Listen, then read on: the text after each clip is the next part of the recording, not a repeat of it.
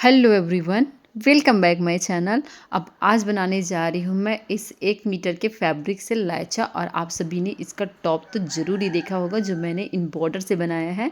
तो फिर चलिए आज बनाते हैं इसका लायचा, जिसके लिए मैंने फैब्रिक को बीच में से इस तरह से फोल्ड कर लिया है। मैं लेंथ मेज़र कर ली हूँ। लेंथ मेरा 17 इंच आ रहा है और मुझे 19 इंच रेडी रखना है। 2 इंच में इसमें कमर पे पट्टी लगाऊंगी, उससे मैनेज हो जाएगा। इस तरह से इसे 8 पार्ट में फोल्ड कर लूँगी मैं।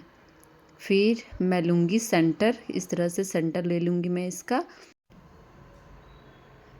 सेंटर मार्किंग के बाद सेंटर से 2 इंच बाएं की तरफ और 2 इंच दाएं की तरफ, मतलब टोटल मैं वेस्ट पे ले रही हूँ 4 इंच। 4 इंच की कली काटेंगे हम लोग। वेस्ट इसका 4 इंच रहेगा। और नीचे आप अपने अकॉर्डिंग रख सकते हो। आपको ज़्यादा घेर चाहिए तो फिर आप ज़्यादा चौड़ी रख सकते हो। नीचे का मेरे को बस इतनी चाहिए, तो फिर मैं बस इतनी ही टोटल जितना मेरे पास है उतना ले लूँगी। इस तरह से पिन अप करूँगी ऊपर और नीचे दोनों के साइड में, जिससे सभी फैब्रिक एक दूसरे से अच्छी तरह से एडजस्ट रहे और मेरे को काटने में भी आसानी हो। तो दोनों तरफ इस तरह से कट लगा लूँगी मैं। कट चुकी है मेरी कलियाँ। अब चलिए काटते हैं इसका अस्तर का फैब्रिक।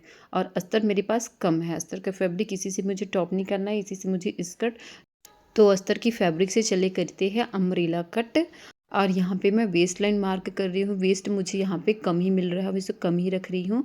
और बाद में मैं इसके वेस्ट में पट्टियाँ लगा के बढ़ा लूँगी, क्योंकि मेरे पास फैब्रिक भी कम है। तो इस तरह से मैं राउंड शेप में वेस्ट की मार्किंग कर लूँगी और क्रॉस चेक कर लूँगी कि ये मेरे वेस्ट के अकॉर्डिंग आएगा कि नहीं। अब इस तरह से शेप देते हुए ये मैंने कर ली वेस्ट की मार्किंग। अब यहीं से मेज़र कर लूँगी कि मेरे वेस्ट में सही आएगा कि नहीं। मेरे को सही लगा तो चलिए इसका लेंथ लेते हैं। देखिए इसमें फैब्रिक ना 2 पार्ट मेरा कम पड़ रहा है, वहाँ पे मैं बाद में एक्स्ट्रा फैब्रिक ज्वाइंट कर लूँगी। इस तरह से मैंने इसका लेंथ मेज़र किया। इसका टोटल लेंथ हो जाएगा 20 पे। तो इस तरह से 20 पे मैं एक राउंड शेप देते हुए मार्किंग कर रही हूँ पूरे में। डॉट्स लगाने के बाद में इसे मैं शेप दे दूँगी इस तरह से राउंड शेप। और जहाँ पे मुझे फैब्रिक कम पड़ा है वहाँ पे मैं एक्स्ट्रा फैब्रिक कट करके ज्वाइंट कर लूँगी। उसके बाद ही इसे फोल्ड करूँगी। इस तरह से मैं वेस्ट की भी कटिंग कर लूँगी। क्या ये बीच से ज्वाइंट है, इसको भी कट कर लेती हूँ। अब चलिए पहले फैब्रिक जहाँ पे हमें कम पड़ा था वहाँ पे पट्टियाँ जोड़ लेते हैं। इस तरह से मैं पट्टियाँ जोड़ लूँगी। अब इसमें एक सिलाई लगाने के बाद में ऊपर में एक और स्टिच लगा देंगे मार्जिन का कपड़ा दबाते हुए। इस तरह से दोनों पट्टियाँ इसी तरह लगा लूँगी। ठीक है। अब यहाँ पे मैंने अभी बताया था आप लोग को कि मेरा वेस्ट थोड़ा सा कम पड़ रहा है, तो मैं एक्स्ट्रा फैब्रिक लगा लूँगी। ये अस्तर का कपड़ा है, इसलिए इसमें मैं ब्लैक कलर का कपड़ा लगा रही हूँ, क्योंकि सेम कलर का कपड़ा मेरे पास अवेलेबल नहीं था, तो मैं यही लगा रही हूँ। और इसके ऊपर और वैसे भी सिल्क का कपड़ा है, तो सिल्क जो है वो ट्रांसपेरेंट नहीं है तो दिखेगा नहीं, इसीलिए मैंने ब्लैक कलर की पट्टी लगाई हुई है। इसमें भी इस तरह से ऊपर और सिलाई मार दूँगी, जिससे ये कपड़ा परमानेंट फिक्स हो जाएगा और इसमें फिनिशिंग भी अच्छे से आ जाएगी। इस तरह से मैं किनारे फोल्ड कर लूँगी। बहुत ही हल्के हल्के हाथों से फैब्रिक को डबल फोल्ड करते हुए इस तरह से सिलाई को आगे बढ़ाना है और ये दोनों साइड के अस्तर में करनी है।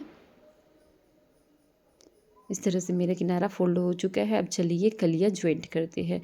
और कलियाँ ज्वाइंट करना मैं नीचे की साइड से स्टार्ट कर रही हूँ, ताकि जो भी कपड़ा अगर हमारा ऊपर नीचे होता है तो वेस्ट पे हम वो कटिंग करके आसानी से निकाल सके। तो इस तरह से पूरी सिलाई कंप्लीट करने के बाद में इसे इस तरह से पलट के इसके ऊपर भी सिलाई मार्जिन को दबाते हुए, इस तरह सिलाई मार्जिन को ऊपर की तरफ लाते हुए सिलाई मार्जिन के ऊपर ही हमें और स्टिच लगानी है, ताकि फैब्रिक जो है वो अच्छे से सेट हो जाए। इस तरह से धार लगाते हुए देखिए, इस तरह से मैं धार लगा रही हूँ। धार लगाते हुए मैं सारी स्टिच कंप्लीट कर लूँगी। इस तरह से सारी कलियां मैं इसी तरह से ज्वाइंट कर लूँगी और फ्रंट एंड बैक दोनों पार्ट इसी तरह से रेडी कर लूँगी। उसके बाद में कर रही हूँ मैं किनारे में स्टिचिंग। यहाँ पे मैं पीको वगैरह या फिर लेस वगैरह कुछ नहीं लगा रही हूँ, सिंपल स्टिचिंग लगा रही हूँ। जैसे हमने अस्तर का किनारा फोल्ड किया था सेम उसी तरह से इसे भी फोल्ड करके रेडी करना है। इस तरह से देखिए। अब दोनों अस्तर को मैं ज्वाइंट लगा रही हूँ, मतलब इसे सिंगल साइड से बस ज्वाइंट लगाना है, एक साइड जो है वो ऊपर रखना है। अब चलिए अस्तर और मेन फैब्रिक के वेस्ट को, कमर को इस तरह से ज्वाइंट लगाते हैं, एक दूसरे से ज्वाइंट लगा देंगे। और यहाँ पे वेस्ट में मैं इलास्टिक लगाऊंगी, आप चाहो तो डोरी भी लगा सकते हो, लेकिन मुझे लगता है कि बच्चों के लिए इलास्टिक बेटर ऑप्शन होता है कंपेयर टू डोरी। और इस तरह से मैंने लगभग 6-6.5 इंच चौड़ी पट्टी ले ली है कमर पट्टी के लिए।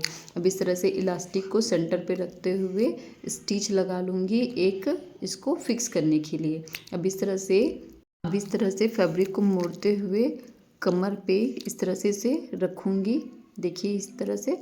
अब यहाँ पे सिलाई लगाएंगे, और सिलाई लगाने से सबसे पहले हमें ये ध्यान रखना होगा कि इलास्टिक पे सिलाई नहीं आनी चाहिए, बल्कि इलास्टिक के एकदम किनारे पे सिलाई आनी चाहिए। तो उसके लिए मेरे पास एक टिप है, देखिए इस तरह से सेंटर पे इलास्टिक को डालते हुए यहाँ पे मैं चौक से, देखिए पूरी तरह से अच्छे से इलास्टिक मेरी अंदर चली गई है, एकदम किनारे पे है। अब जहाँ पे मुझे स्टिच लगाना है वहाँ पे मैं चौक से इस तरह से मार्क कर लूँगी। एकदम किनारे किनारे पे, इलास्टिक के ऊपर मेरी मार्किंग नहीं आनी चाहिए, बल्कि इलास्टिक के नीचे एकदम किनारे पे मेरी मार्किंग आनी चाहिए। और मुझे सिलाई जो है वो इसी मार्किंग पे ही लगानी है। तो बस मैं इसी तरह से मार्किंग करके सिलाई लगाती जाऊंगी। तो चलिए स्टार्ट करते हैं स्टिचिंग। इस तरह से सिलाई लगाते जा रही हूँ मैं। अब पूरे कमर पे सेम इसी तरह से सिलाई लगा लेंगे। एक्चुअली जो मैंने कमर में पट्टी के लिए फैब्रिक यूज़ किया है वो इस वाले फैब्रिक का नहीं है, वो दूसरे फैब्रिक का बॉर्डर वाला पार्ट है। तो उसे मैंने कट करके इसके कमर पट्टी पे लगाया, जो कितना मैच आ रहा है इसके साथ में पता ही नहीं चल रहा है कि किसी दूसरे फैब्रिक का बॉर्डर वाला पार्ट है। अब इस तरह से पूरा मेरा इलास्टिक लग के तैयार हो गया। अब इलास्टिक के बाद में जो एक्स्ट्रा मार्जिन वाला कपड़ा बचा हुआ था, इस तरह से उसे इस तरह से नीचे की तरफ फोल्ड करते हुए ऊपर की साइड से हमें स्टिच लगानी। देखिए इस तरह से बारी बारी से इसे थोड़े थोड़े से एकदम हल्के हाथ से फोल्ड करते जाना है, और इसे नीचे पलट के ऊपर वाली साइड में, सीधे साइड में नीचे की तरफ इस तरह से सिलाई लगानी है, जिससे ये अच्छे से फिनिशिंग से फोल्ड हो जाएगा और इसके धागे भी नहीं खुलेंगे। देखिए कितने अच्छे से फोल्ड हो गया है, और इसके धागे खुलने की समस्या नहीं आएगी। इसी तरह से पूरा फोल्ड कर लूँगी मैं। अब पूरा फोल्ड होके रेडी। अब चलिए हम लोग इसको ज्वाइंट लगाते हैं। इस तरह से मैं कमर से ज्वाइंट लगाना स्टार्ट करूँगी। इस तरह से अस्तर और मेन फैब्रिक चारों को इस तरह से मिलाते हुए अब मैं सिलाई लगा लूँगी। एक साइड तो मैं फोल्ड कर चुकी हूँ, दूसरी साइड पे बस सिलाई लगाना है। इस तरह से पूरे नीचे तक सिलाई लगा लेनी है। देखिए मेरा अस्तर टू अस्तर मिल रहा है और मेन फैब्रिक से मेन फैब्रिक मिल रहा है, कुछ भी ऊपर नीचे नहीं हुआ है, बहुत ही फिनिशिंग से बनी हुई है। अब इसे मैं एक और सिलाई लगा लूँगी, जिससे ये सिलाई पूरी तरह से पक्की हो जाएगी, और लॉक लगा के यहाँ पे मैं फिनिश कर देती हूँ इसकी सिलाई। अब देखिए ये है मेरे लायचा का लुक। मैंने टॉप तो पहले बताया है आप लोग को, और ये थी लायचा की कटिंग एंड स्टिचिंग। और इसमें हाँ मैंने मेज़रमेंट नहीं दिया है, क्योंकि मैंने अपना मेज़रमेंट तो यूज़ किया है, लेकिन उसके साथ में थोड़ा सा जुगाड़ भी किया है। और इस लायचा के लिए आपको ज़्यादा कुछ मेज़रमेंट की ज़रूरत नहीं पड़ती, बस आपको लेंथ चाहिए, हिप साइज़ चाहिए और कमर का साइज़ चाहिए। आई होप आप सभी को ये कटिंग एंड स्टिचिंग की वीडियो अच्छी लगी हो और सब कुछ समझ में आया हो। अगर किसी भी प्रकार का कोई भी डाउट है तो कमेंट ज़रूर करिएगा, मुझे खुशी होगी। And thanks for watching. अगर मेरे चैनल पे नए हैं तो मेरे चैनल को सब्सक्राइब कर लीजिए इसी तरह की ट्यूटोरियल वीडियो पाने के लिए।